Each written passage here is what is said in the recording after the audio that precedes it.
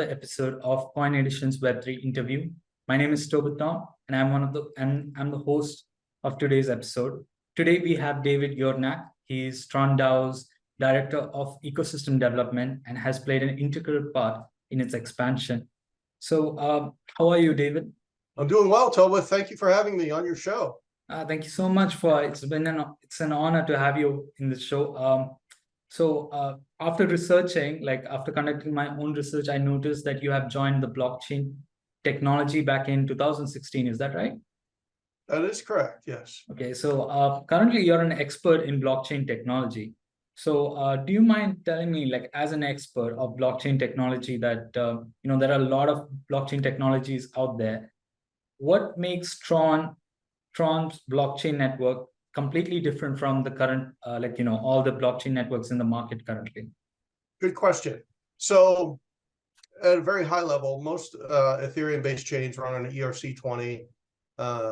We use a token called TRC20, and that's the difference there. But then we also have a delegated proof of stake consensus mechanism, which lends to us being a bit more decentralized than other chains. But really, I think what differentiates us is the stability and effectiveness of our chain. And that's really what people flock to. It is reliable, it's fast, and it's relatively low cost. There are cheaper chains that can be used out there for a variety of transactions, but people, we have over 190 million accounts, and people like to use our chain because it is reliable.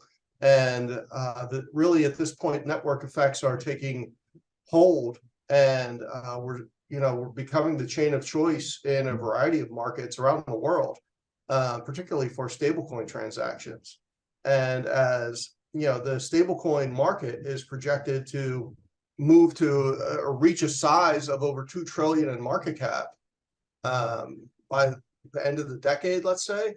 And I think the majority of those transactions will occur on our chain, just because we are very, very much ingrained in many markets around the world as the chain of choice for stablecoin transactions. Thank you so much. This is just a personal doubt. I've noticed that when first blockchain networks came in, one of the common difficulties or the common challenges that everyone faces is that they find it difficult to enter into blockchain network. So is there any way that TRON is trying to, simplify this process? Yeah, I think are you speaking about it from a developer standpoint or from the kind of the average user standpoint? Let's talk about the average user standpoint. Okay. Yeah, well, for the average user, to download a TRON Link wallet can be done anywhere in the world. And once that happens, they can be up and running in minutes. And it's pretty easy to get started in crypto that way, especially, we have amazing adoption in emerging markets, and every day we see hundreds of thousands of new accounts come on. And that's really, speaks to how easy it is to get online or get access the TRON network, right? The availability of our network and the accessibility to it from everyone in the world is really something that, another thing that differentiates us, and I think our network has grown so much in emerging markets because it's much cheaper than using an Ethereum-based network. And when people are using it, people use our network not because it's cool technology, but because they need something to run their daily lives. They're in countries where currencies are unstable and there's rapid inflation, and they need to take action to preserve their buying power of the money they just earned, right? And they do that on our chain because it's effective, it's secure, it's reliable, right? And it's low cost. So if you're, in the US, for someone to use Ethereum, it's not a big deal necessarily to pay, whatever it might be, 10%, 15% of the value you're sending. But if you're, if you're sending $20 and you need that to live for the next couple of weeks, losing that large amount to fees isn't attractive. It's not feasible. And that's another reason why, we've done so well in those areas. Yeah, that's absolutely true. So back in August, there were reports that the TRON Network joined the Japan Cryptoasset Business Association, JCBA, as an associate member. So what plans does TRON have with this collaboration? Yeah, great collaboration. Japan is really has become a booming stablecoin market, and I think it speaks to just what a little bit of regulation can do. Right, Japan has been very forward for the most part in developing stablecoin regulation and legislation and putting guide rails out there for companies to use. And since that has happened, we've seen a number of initiatives, a number of stablecoin initiatives pop up in Japan. For example, Mitsubishi Bank and Binance Japan have a stablecoin initiative. Hokoku Bank is creating a deposit-backed stablecoin for their users. And then there's the Digital Asset Co-Creation Consortium called Pragmat. And what they do really is find ways to tokenize real-world assets and create stable coins. And TRON is moving into that area. We're becoming ingrained in the business world of Japan to really partner with others going forward and help them to develop their stablecoin businesses. So talking about collaboration, I think TRON has also recently joined the Google Cloud's BigQuery public datasets program. So from this partnership, what does TRON, hope to benefit out of it?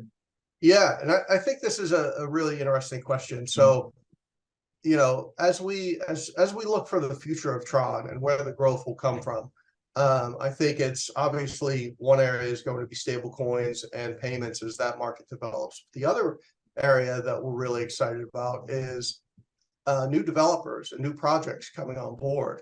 And one of our goals is to make our chain much more developer friendly.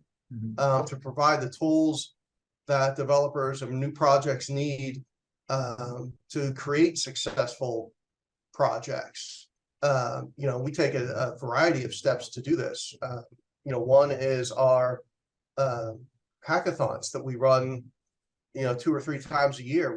We're announcing the winners soon of our 5th season in a variety of categories, and that's great exposure for them.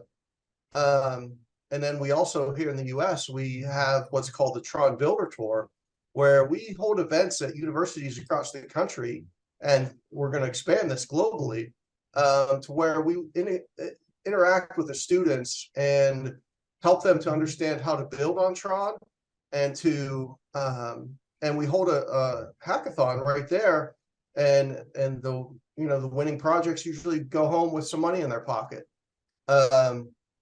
So that's all part of making the chain more developer friendly. And I think the relationship with the BigQuery is just adding another tool to that toolbox that can be used by projects as they develop on our chain, right? It's becoming much more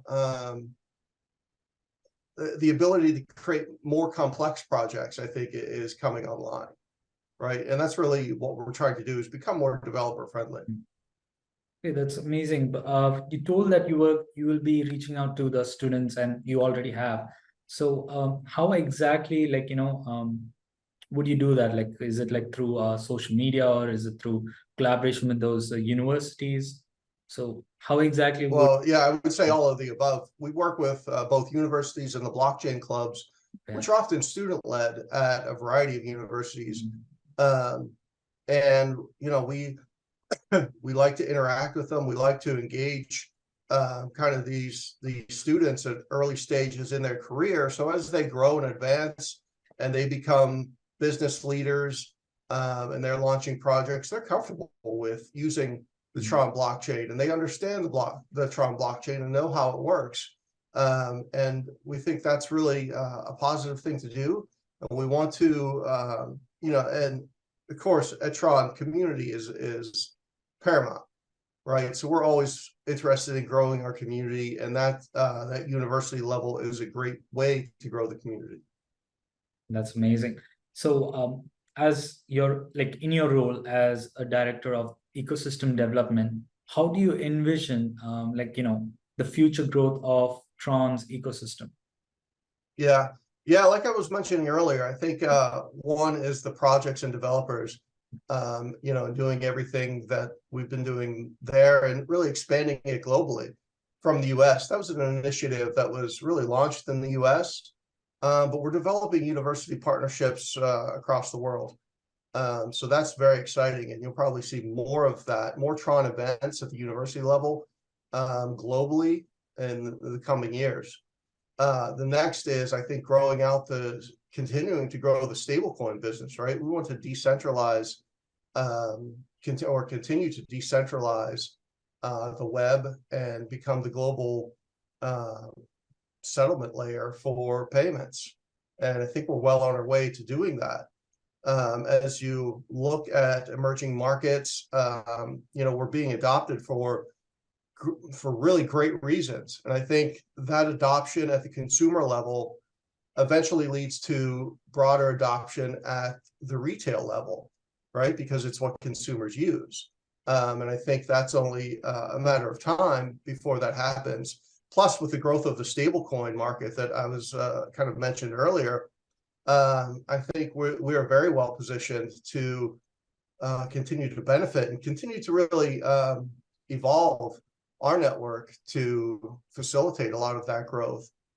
So I think the growth will come from projects and developers coming onto our network as we continue to expand the community and make the whole chain and make the whole environment, the user experience, much more developer friendly. And then as stablecoins grow and become more accepted as payments, I think not only do we expand into the consumer side, but I think we soon see retail adoption. And we're already seeing amazing retail adoption. If you look at some of the companies that make point of sale hardware for crypto, we'll be I know of at least 3 companies that do that, where the TRON network makes up 70 to 80% of their volume. So it's happening. It's definitely happening, and it's I think we're going to see that continue to spread globally. So finally, I admit this next question is a personal one. Are there any projects which TRON is currently working on, and we could see it in few weeks or few months? Yes, there are. But I don't want to spoil any announcements that might be coming up. Marketing and our social people would be very upset if I, spilled the beans there about any big announcements they might have planned. And I don't want to cross over any lines or anything like that. But I will say there are definitely big announcements coming. At TRON, we never stop working. We never stop trying to grow and become better. And collaboration is a huge part of what we do. So there's going to be, I think, some new announcements probably coming up over the next few months. Right, that's great.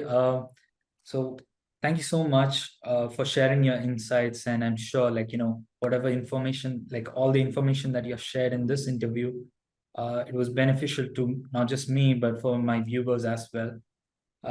And thank you so much, for the honor of, for giving me the chance to interview you. And finally, to all my viewers, if you like this video, please comment, share, and subscribe. I'm Tobit Tom, and I hope everyone has a great day.